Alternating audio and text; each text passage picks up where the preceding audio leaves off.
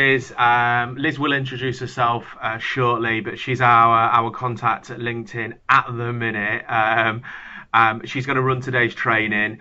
If you have any questions, feel free to jump out and ask them, or you can ask them in the conversation in the chat on the left-hand side, and I will ask the question on your behalf. No question is a daft one, so more questions the better. Liz, I'll hand over to you now, and everyone, I hope it goes well. Thank you very much. Perfect. Thanks, Gavin. Let me just show my face for a minute here before we get started. So, hi everybody, I'm Liz Kenya. As Gavin said, I'm the Global Customer Success Manager for the Adecco Group from LinkedIn globally, and specifically working with the UK market as well. So last year I ran what was a very successful pilot with Office Angels, similar to the pilot that we're running now, kind of everybody getting this RPS license, getting up and running with it. They were very, very committed to taking the trainings, kind of learning from their experience, diving into the tool and asking questions. And from that, we saw a lot of success. And the people that used the tool the best ended up keeping it at the end of the pilot. And by use the tool the best, we mean log in, run searches, send in mails, but at the end of the day, make money from it. We also saw that the average invoice value for Office Angels increased across all placements from LinkedIn by £1,000. I suppose. Sorry, was there a question? I don't think so. I think it was a mistake. Okay, good. So just kind of wanted to set the base there and say, we're here for you as a LinkedIn team to support you, but the more you put into this tool, the more you'll get out of it. So today will just be kind of a review. We did send a training called Recruiter Essentials. Was anybody on the line able to take that training? It was a live webinar run by somebody on my team. I don't think there was many that did it because there was a bit of confusion around the times, so I don't think so. Okay. I don't think I received it. She's my little nemesis, is that right? Nemesis. So what I'll do today then is run through kind of what would have been run through on that Recruiter Essentials, and ask that after this call that you make sure to engage with the Learning Center to take those advanced trainings that were discussed on the kickoff call. It's the only way that you're going to get good at using this tool. It's the only way that you're going to make money is if you actually try and learn. And my second ask for you is, as I'm running through the demo, kind of introducing you to the LinkedIn tool, please stop me and ask questions, because now's the time. When we have everybody live on the phone, you'll all learn from each other's questions. Don't be shy.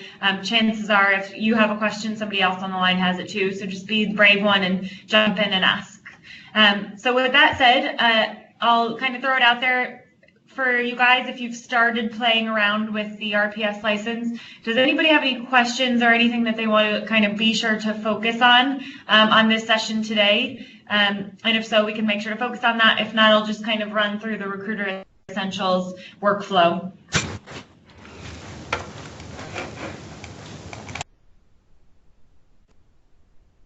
Okay, perfect. So let me just jump in and share my screen here. Gavin, I don't know if you'll probably have to give me permission again.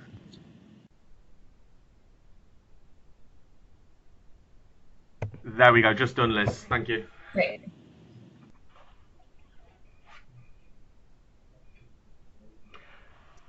Okay, so you should now see my screen. It still says connecting. There we go, currently presenting. So does everybody see my screen, my kind of LinkedIn homepage here? Not yet. Oh, there we go. Just arrived. Thank you. Not yet. No, I can't see it yet. Just shout when you can see it. It's blank. It's like it's trying at the minute. It's sort of loading. I can see just your normal LinkedIn at the moment. You were on LinkedIn Recruiter, but you've come back off it by the looks of things. Yeah, I can see it now. Okay. Is there anybody that cannot see it right now? Perfect. I'll take that as we're good to go. So just for those of you who are kind of brand new to the LinkedIn Recruiter tool, just want to kind of give a background of what it is and why it's beneficial. So right now I'm in LinkedIn.com. All of you, I hope, have a LinkedIn profile. If you don't have a fully built out LinkedIn profile, the first thing I'm going to do is recommend to you that you build out your profile. The first thing that potential candidates will do once you reach out to them with a message is look at your profile. If you don't have a brand that they trust, if you have kind of a blank profile, if it doesn't look like you're a legitimate kind of consultant to work with, won't respond to you. So please make sure that you have a fully built out profile.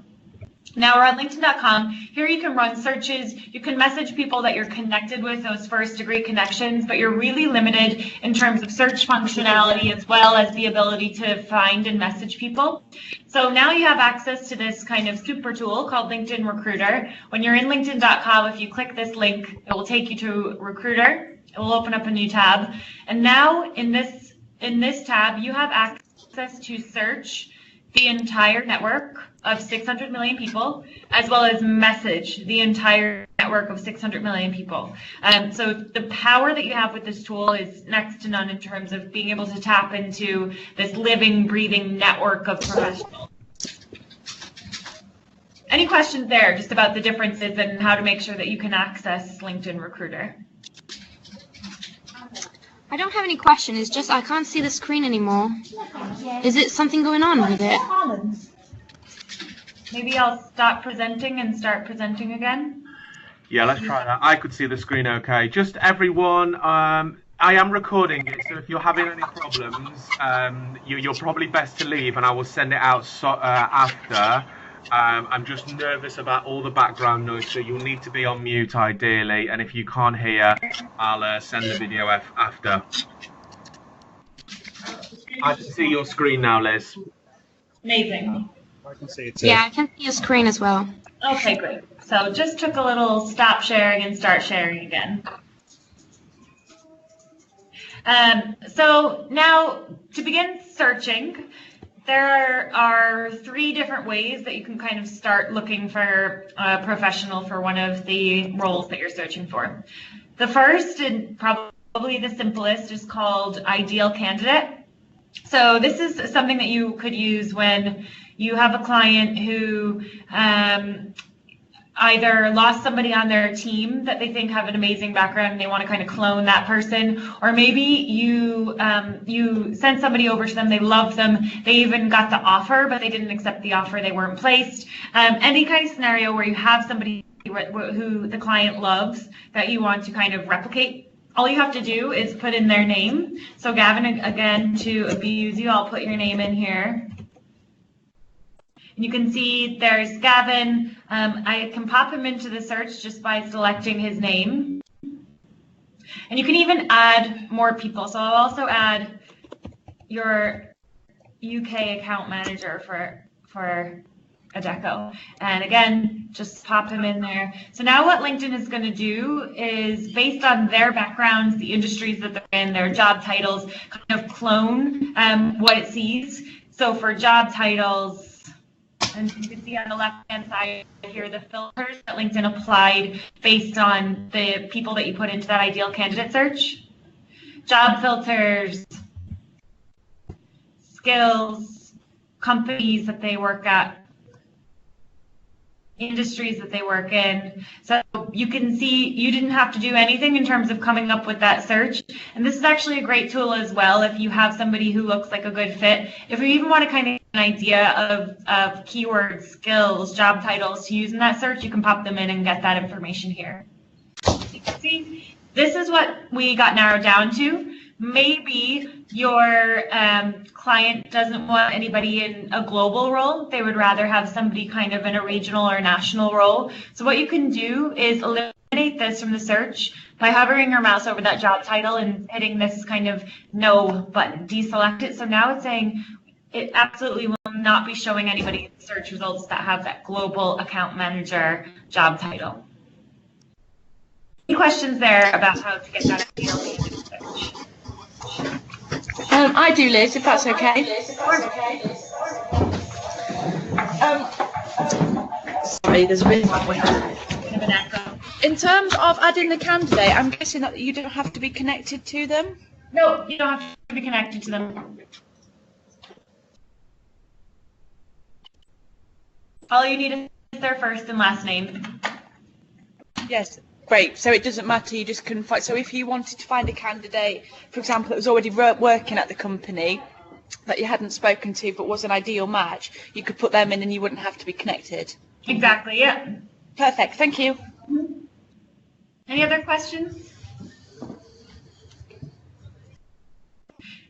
And the results? Sorry, Liz. Sorry? Hi, yeah, it's just Ian from Dublin. What's the one of the people have multiple names? What if there's multiple names on the same name? If that makes sense. Yeah, good question. So I'll just type in a name here, John Smith, and you can see we've got a few potential options. So if there are multiple people, or if they're not popping up in those kind of results that show when you type in somebody's name, you can just run the search. If you know the company that they work at, you can narrow down to that company. So basically you just kind of have to find that person. I don't know if there's John Smith that works at LinkedIn, but we'll find out. There is.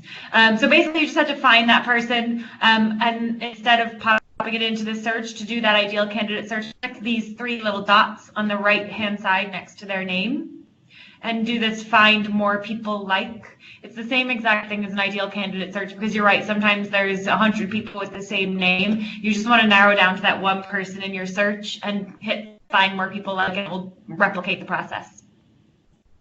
Okay, great, cheers. Any other questions? Okay, so that is option one, how you can find somebody using your search bar. The second option is to start with a job title and a location. So does anybody have any job titles that they're currently on the hunt for that we can use as an example? And this is the chance to get your job done for you, live on air. Yeah, hi Liz, I'm looking for a management accountant. Perfect. So all you have to do is start by typing in the job title. And you can see LinkedIn will populate some options. So management accountant, account management specialist, director of account management. So we'll use this management accountant.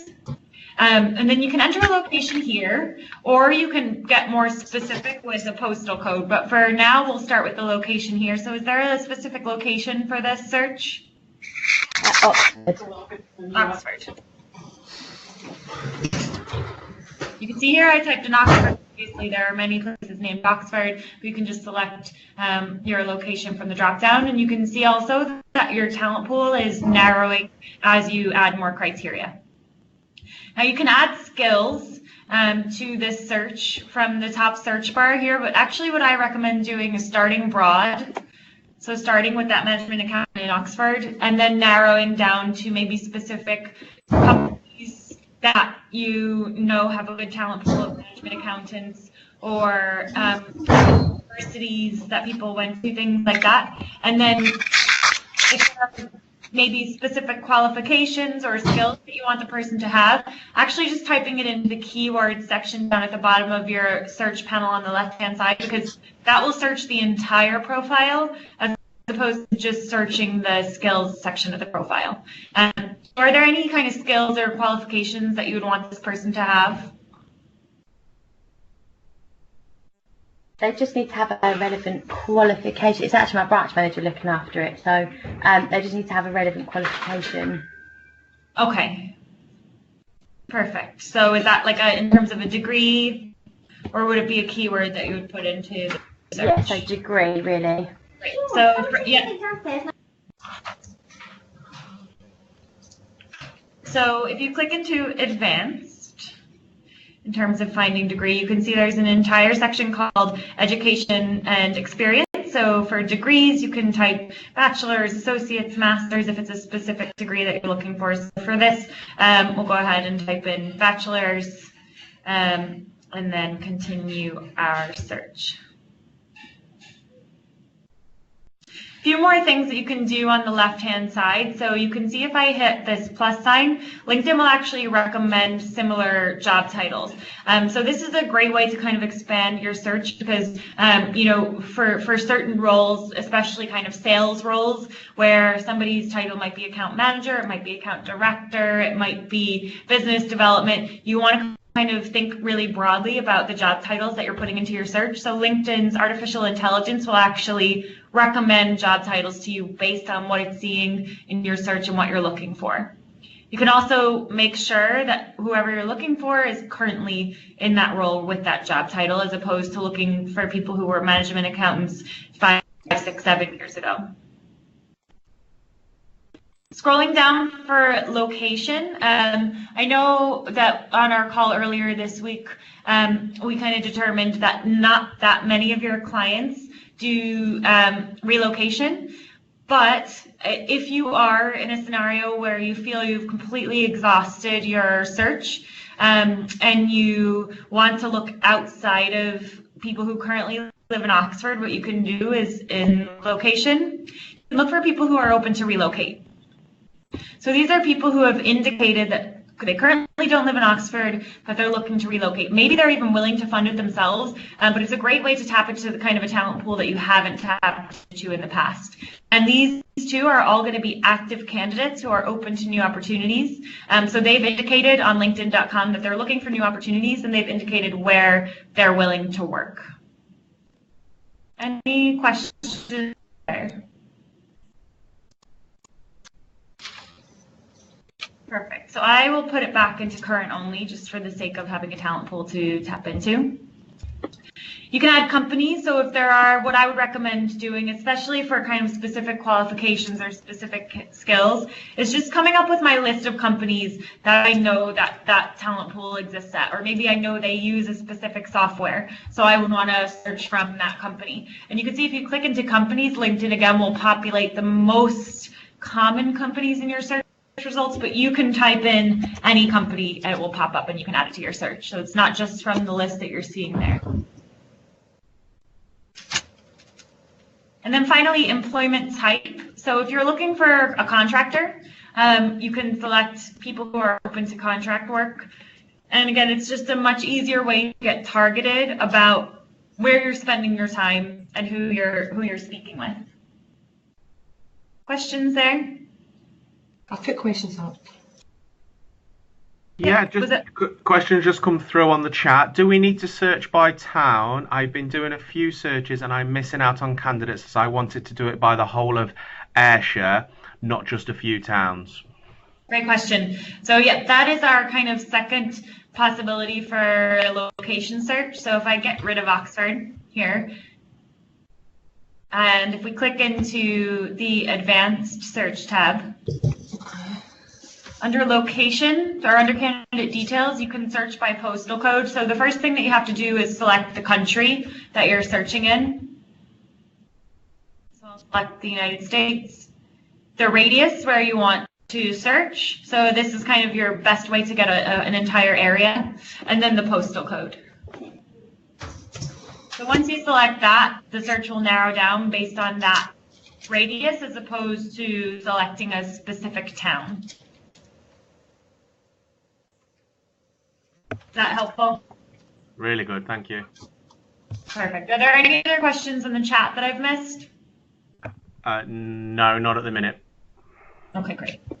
So we will continue moving through. I'll pause there. That's kind of your basics of using our search functionality. So I think the main thing that you want to kind of take away is that if you're thoughtful about the job titles you're using and thinking kind of strategically about which filters you're using to find people as opposed to just only typing in a job title, thinking about, okay, maybe it's not that specific job title, but maybe there are people with that skill set at certain companies, you can quickly and easily narrow down to the talent pool that you're looking for.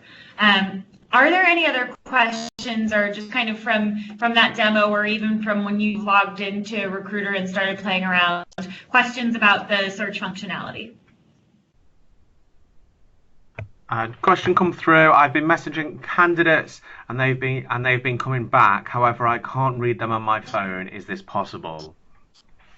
Yeah, it should be possible. Do you have the LinkedIn Recruiter application? No. Yeah. Okay. I sent it out to everyone the other day, Laura. So I'll resend it to you again. I sent the iOS link and the whatever Android link, so you can download the Recruiter app. That's when you'll be able to respond to messages and also view their profiles, but you can't use the app for this kind of detailed searching that Liz is doing right now. But I'll resend the link to you, Laura, so you've got it. Thank you. Perfect. Any other questions from the chat that I've missed? Nothing at the minute, no. Okay, perfect. Now, before I jump off of search, one thing that I do want to make very clear too in terms of how you're spending your time is LinkedIn has these things called spotlights, where it's basically bubbling up talent pools that are going to be more likely to respond to you based on their activity on LinkedIn. So obviously the lowest hanging fruit is this open to new opportunities. These are people who in the past 90 days on LinkedIn.com have searched for a job. They get a pop-up that says, do you want recruiters to know you're interested in new opportunities? They can say yes, and they can fill in kind of what types of roles that they're looking for. So some of the information is pretty, like this person didn't put anything. Some of them have tons of information in terms of what they're looking for. Some have just one or two things. But the main thing is that in the past 90 days, they've indicated that they're open to new opportunities. After 90 days runs out, it will get turned off, although they'll get a reminder to turn it back on if they still want recruiters to look for them. So I'd highly recommend spending a lot of time kind of quickly messaging these people. When you're sending your messages to them, you can mention that you know that they're looking for opportunities. Whereas if you're using this kind of broader talent pool, these more passive candidates, you just have to be more strategic and thoughtful about what you're saying to them. So you absolutely should be messaging that larger portion of people on LinkedIn that are passive, but it's more starting a conversation and less, hey, I have a job, here is a link to apply, give me a call. It's more, I think your background looks amazing for a role that I think might be interesting to you. Do you have 10 minutes on the phone next week? But just wanted to make sure that you're aware that these exist, and this is a great way to think strategically about where you're spending your time and who you're messaging. Wicked, thank you. Perfect. So next thing you want to do after, let's say, this 112 candidate search looks good to us and we want to start messaging these people. Before you message them, I would highly recommend kind of creating a project for yourself to build a pipeline so that you don't have to, when you have this management accountant role open again for another client in another 2 months, that you've already got your pipeline of talent to tap into, you've already done the work. So all you have to do is start saving people to projects. If you like the way that they look, I would always recommend clicking into the profile first before embedding them, before saving them to a project. But if you like the way that their background looks, you think they would be a fit, all you have to do is hit this folder icon here on the right-hand side. You can save them to an existing project, or you can create a new project to save them to. Gavin, can you just let everybody know what your preferred kind of naming conventions would be for this? Yeah, sure. What I would do, guys, is I would reciprocate what you're calling your call lists on Connect, just so you've got synergy across the board. So it would normally be branch location, or your initials perhaps, but branch location, your initials, and then the skill set of one of your 5x5s, just so there's synergy across your call lists and also your projects on LinkedIn. Thank you. Perfect. So you would just give the project a name. I always like to start mine with my initials. Save. So now what we're doing is we're saving that candidate to a project, and we're also just kind of creating that larger pipeline for our searching in the future. So now we've saved him to a project. If I go back to profiles from search on the upper left-hand corner, you can see my view has changed a bit. So now all of the work I'm doing is within this project, which is creating a pipeline for management accountants. So the search results are going to stay here on the left-hand side. This is our talent pool. So it's a replication of the search that we just ran. And anybody that we save will actually go into the pipeline for this project. So again, you can just kind of start clicking through. If you like the looks of them, hit save to the pipeline.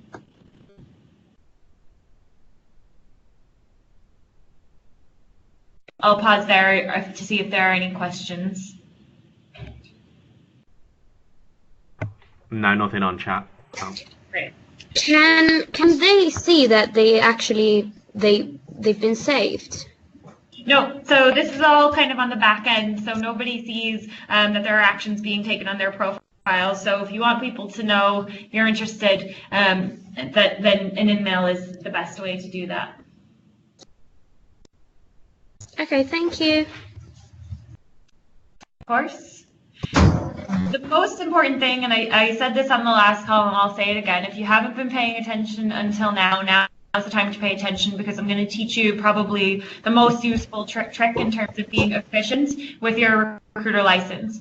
So we've got these 112 candidates. They all kind of look good to us. I would narrow it down maybe a bit more if I was going to do this. So I'll do that now. I'll put them in the accounting industry. So we've got about 51 candidates and they all look pretty great.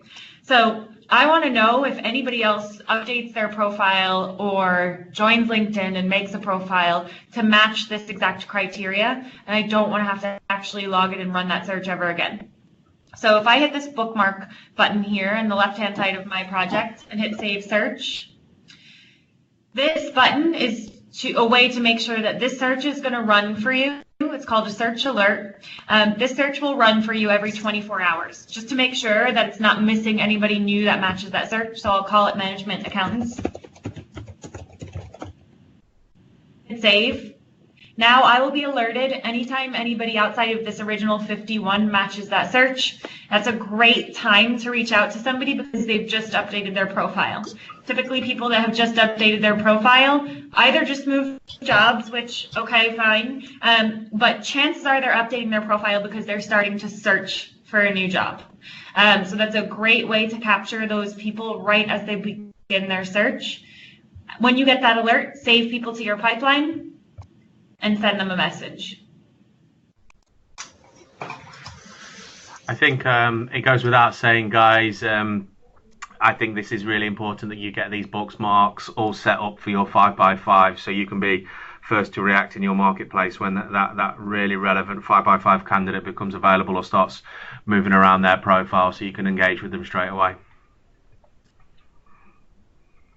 I think as a takeaway and as an action from these trainings, it should be mandatory that everybody log in and save their 5x5 search alerts, at least one for each, so that you've got your recruiter account set up for you and running those searches every day. Got a couple of questions, Liz, if that's all right. Of course. First one is, can anybody search for your projects / lists? Yeah, so projects as a default are shared. So when you create a project, it's shared with other people on your dashboard. You can see if you hover your mouse over projects. Don't know why it's populating, but usually you would see your projects and then beneath that team projects. If you don't want your project to be shared, you can make it a private project by selecting, actually, sorry, I don't think that they are shared on default here on this dashboard, which would mean they aren't on your dashboard either. So if you want to share the project, come to project details and click share, and then you can share it with all the recruiters on your dashboard, or you can even just share it with specific people if you're working on a pipeline together. Lovely. The other question is one that I can answer. So Emily, you ask if we're using this instead of search and match or once that's been exhausted. So search and match connect is absolutely our first go-to area. We absolutely need to keep using that as our default place that we get candidates from as a first search. Once, yeah, you're right, once you've exhausted that, I would come to LinkedIn and start using this. Liz, I have a question for you. Lee asks, will these profile additions come through via email or will it be manually checking the project? Yeah, so that's actually something that you can set up yourself based on your preference. So if you go to kind of the recruiter homepage, And next to the search bar at the top, click into saved. This will bring you to all of the searches that you have saved in the past. And you can choose here, you can see on the upper left-hand corner where my mouse is underneath all search history, send alerts in email. Do you want them daily? Do you want them weekly? Or do you not want them at all? And if you don't want them at all you have to do then is log in, and you can see I clicked into save search, and this will show you which searches have new results. So it really is preference. If you're going to make it a habit to log into LinkedIn every day and check, then no need to get more emails. But if it's going to be something where you're only logging in maybe 2 or 3 times a week, I would definitely recommend to get alerts sent daily so you can jump on those new candidates as soon as they come through. Brilliant, thank you. Perfect. So after you have saved your candidates to your project, it's time for the final step, which is to reach out to them using InMail. So if you click into your pipeline, you can message a few people at once. I actually would not recommend this. I know it feels like you're saving time, but messages that are sent one-to-one actually have a 13% higher than average response rate. Average response rate across the platform is about 32%. So if you're messaging one-to-one, you're going to get closer to 43, 44, 45% response rate, which is almost 1 in 2 messages that you're sending you're getting responded to. As opposed to if you're sending bulk emails, that's about 15% below average response rate. So it's not going to be worth your time, and you're going to be damaging the potential for a relationship with really good candidates if you're sending them messages that don't feel personal, don't feel like they were sent exactly to them. So while you can send bulk messages, I actually recommend sending one-to-one messages that pull out things that are specific about that candidate's background. So in order to send a message, all you have to do is hit send InMail. Once you've selected your candidate, you can type your message free form, but a time saver, so even if you are sending these kind of one-to-one messages, you can actually send messages, and I would recommend doing this. Create templates for yourself. I'll show you how to do this. Create templates for yourself that have blanks in them, so that even though it's a template, you're kind of forced to fill in the blanks. Now, this isn't a complete template, but you're forced to fill in the blanks with things that are specific about that person's background. So you're saving yourself time because you're not having to create a complete message from scratch. You've got the kind of bare bones of the message in there, and you can fill in the specifics about that person's profile to increase your chance of getting a response. And you can see here too, there's a word counter. Once it will turn yellow and then red if your message is getting too long. 75% of these messages are read on mobile devices. So you really have to think carefully about the content that you're sending and hooking somebody in that first few minutes, because people are reading them on their commutes, they're reading them on their lunch breaks, and chances are you're not going to get somebody to send an updated, completed resume over to you or complete any kind of lengthy application. So it really just has to be a conversation starter. Any questions or comments about kind of the outreach strategy on LinkedIn, because it is a bit different than a standard job board with active candidates? No, nothing come through on chat. I just want to kind of echo what Liz has said, that it's important whilst we drive the volume of emails that you're sending, that you keep that quality high. So as close to a one-to-one ratio would be ideal. So I just want to echo that. Just got someone typing in chat. Danielle's just probably got a question. No, carry on and I'll ask it if it does pop up. Oh no, so she's asked Liz, can you save multiple templates? Yep, great question. That segues me directly into my next kind of piece of the demo. So thank you for asking that. So in order to create templates, you can actually, if you start typing a message, so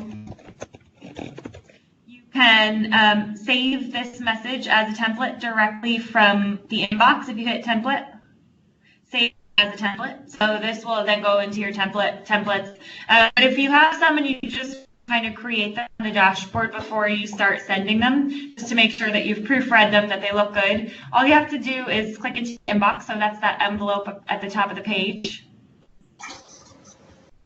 So for you, this will be full of outgoing and incoming messages, but because this is a demo dashboard, it's just a blank screen. And then next to inbox, at the upper left-hand corner, you'll see this little gear. If you click into that, this will take you to your templates. Templates are another shared kind of collaborative piece of LinkedIn Recruiter. So when you do create them, other people on your team will be able to see your templates. Office Angels actually has, sorry, I think we just experienced a bit of a bug there. It took me to the wrong page.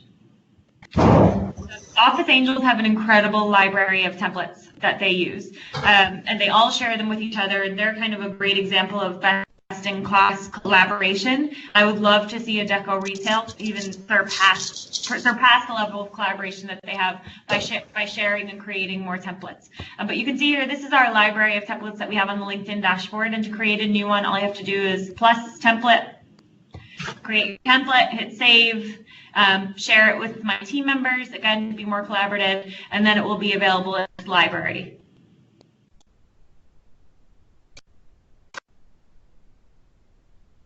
Any other questions about outreach, email best practices, search, anything like that? No, I don't think so. That's great. Thank you. Of course. So that is kind of your whistle-stop Recruiter Essentials tour of your RPS license. I hope everybody gets a chance to log in and kind of using some of those tools that we learned today. Second most important thing, other than Save Search that we talked about, is you all have access to an incredible free learning center. It has everything you possibly need to kind of get up to speed with your LinkedIn Recruiter license, and not enough people use it or know about it. So if you're logged into Recruiter, there's this question mark in the upper right-hand corner. If you click into the Learning Center, this has, you know, little tutorials that you can click through in your own time. You can sign up for live webinars on much more advanced topics to become a real expert, print out tip sheets to put them at your desk. But if you kind of scroll through here, you can see anything that you want to know about. There are webinars and tutorials and tip sheets on all of them. So I would highly recommend kind of taking advantage of this as you get up to speed with the tool. We will be selecting a group of champions or super users about a month into the pilot that have demonstrated that they are eager to learn about the tool, using it well, asking questions, sharing best practices. So the best way to kind of be selected into that group, which has visibility into kind of Alex Fleming and other execs in the UK, is to engage with the Learning Center, be really hungry, start using the tool, and sharing any of wins or challenges that you have with Gavin and Shelley, so that they can see that you're kind of an agent of change in terms of adopting this tool.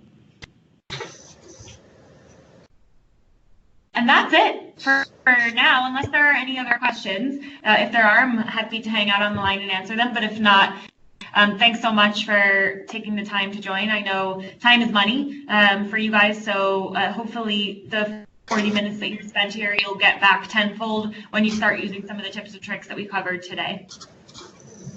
Wicked. Does anybody have any questions while we've got Liz? Anything that you've encountered so far while using the license? Now's a good time to shout out.